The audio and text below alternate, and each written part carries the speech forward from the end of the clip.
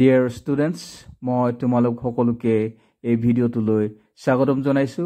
তোমালোকে দেখিছা এটা কুৱেশ্যন আছে, add take questions আৰু তাৰ ঠিক তলত পাঁচটা কৈ sentences বা statements দিয়া হৈছে। গতিকে আমি এই statements কেইটাৰ বা sentence কেইটাৰ কাৰণে আমি take questions এতিয়া আমি লিখিম। আৰু এই যিকেইটা take questions আমি লিখিম বা যিকেইটা questions দিয়া আছে take questionsৰ কাৰণে খুবেই বেছিক লেভেলৰ হয়। আৰু তোমালোকে সহজতে বুজিব পাৰিবা আৰু তোমালোকে আৰম্ভণিৰ পৰা শেষলৈকে ভিডিওটো স্কিপ নকৰাকৈ চাই যাবা, তেতিয়া সহজতে গোটেই কথাখিনি শিকি ল'ব পাৰিবা। এতিয়া আমি ফাৰ্ষ্ট যিটো সেন্টেন্স দিয়া আছে তাৰলৈ আহিছো। নাম্বাৰ 1, হি ইজ ৱেল, আৰু ইয়াৰ টেক কুৱেশ্যন হৈছে ইজন্ট হি। ইজন্ট হি লিখাৰ পাছত আমি নোট অফ ইণ্টাৰগেশ্যন দিছো। সেইটো সদায় মন কৰিবা, টেক কুৱেশ্যনৰ পাছত সদায় কুৱেশ্যন মাৰ্ক বা নোট অফ ইণ্টাৰগেশ্যন দিয়া হয়। He is well, he to subject, is to verb. গতিকে আমি লিখিছো টেক কুৱেশ্যনটো isn't he, মানে ষ্টেটমেণ্টটো যেতিয়া পজিটিভ হৈ আছে আমি টেকটো আমি নিগেটিভ লিখিব লাগে। সেইকাৰণে আমি ইয়াত টেকটো নিগেটিভ লিখিছো। হি ইজ ৱেল, ইয়াৰ অৰ্থটো হৈছে তেওঁৰ ভাল বা তেওঁৰ ভালেই। আৰু ইয়াৰ যিটো টেক কুৱেশ্যন হৈছে নহয়নে বাৰু, তেওঁৰ ভাল নহয়নে বাৰু সেইটো বুজাইছে। গতিকে আমি ইয়াৰ পিছৰটোলৈ আহিছো। He is not here, আৰু ইয়াৰ টেক কুৱেশ্যনটো হ'ব is he। নোট অফ ইণ্টাৰগেশ্যন দিয়া হৈছে দেখিছা। ইয়াত হৈছে he is not here, তেওঁ ইয়াত নাই। আছেনে বাৰু, তেওঁ ইয়াত আছেনে বাৰু, is he লিখিছো।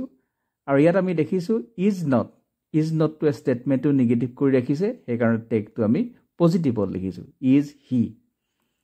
আৰু হিটো আমি তাত ৰিপিট কৰি দিছো, হিটো ইয়াত ছাবজেক্ট হৈ আছে। ইয়াৰ পিছৰটোলৈ আহিছো।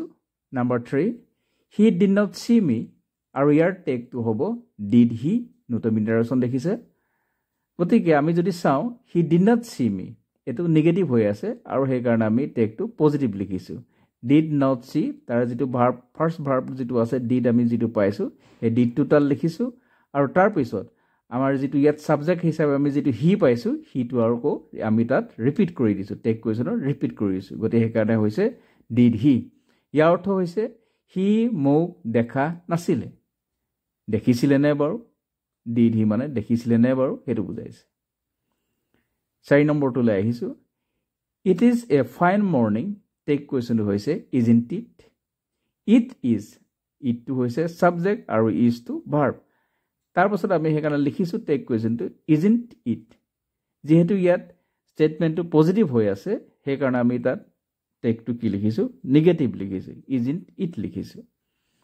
আৰু ইজ নট নহয়, আমি ইজ নট লিখিব নোৱাৰো, ইজন্ট লিখিব লাগিব, এভাৰেজ ফৰ্মত লিখিব লাগিব। ইয়াৰ অৰ্থটো হৈছে এইটো এটা খুবেই সুন্দৰ পুৱা বা ৰাতিপুৱা। এইটো নহয়নে এইটো, সেইটো বুজাইছে ইজন্ট ইট। একেবাৰে আমি এতিয়া শেষৰটোলৈ আহিছো। কুৱেশ্যন নাম্বাৰ 5, সেইটো হৈছে হি উইল গ', আৰু ইয়াৰ টেক কুৱেশ্যনটো হৈছে ওন্ট হি। হি উইল গ' পজিটিভ হৈ আছে, গতিকে আমি টেকটো কি লিখিছো, নিগেটিভ লিখিছো, ওন্ট লিখিছো। ওন্ট মানে উইল নট, উইল নটটো একেলগে লিখিলে ওন্ট হৈ যায়, WON''T। আৰু তাৰপিছত আমি কি লিখিছো, হি লিখিছো। যিহেতু এই ষ্টেটমেণ্টটোত হি উইল গ' যিটো ষ্টেটমেণ্ট আছে তাত হিটো হৈছে ছাবজেক্ট, আৰু সেইকাৰণে আমি টেকত যেতিয়া আমি লিখিছো ওন্ট লিখিছো, ওন্টৰ পাছত সেই ছাবজেক্টটো হিটো আমি ইউজ কৰিছো। ঠিক আছে। ইয়াৰ অৰ্থটো হৈছে হি উইল গ', সি যাব, আৰু ওন্ট হি আমি যেতিয়া লিখিলো ইয়াৰ অৰ্থটো এনেকুৱা হ'ব যে সি নাযাবনে বাৰু, সি যাব, সি নাযাবনে, এনেকুৱা ধৰণৰ অৰ্থ প্ৰকাশ কৰিছে। ঠিক আছে, আজি আমি এই ভিডিঅ'টো ইমানতে সামৰণি মাৰিছো। তোমালোকে ভিডিঅ'টো লাইক কৰিবা, ফ্ৰেণ্ডছৰ লগত শ্বেয়াৰ কৰিবা, আৰু এনেকুৱা ধৰণৰ এডুকেশ্যনেল ভিডিঅ' পাই থাকিবলৈ হ'লে চেনেলটো ছাবস্ক্ৰাইব কৰিবা। Thank you all.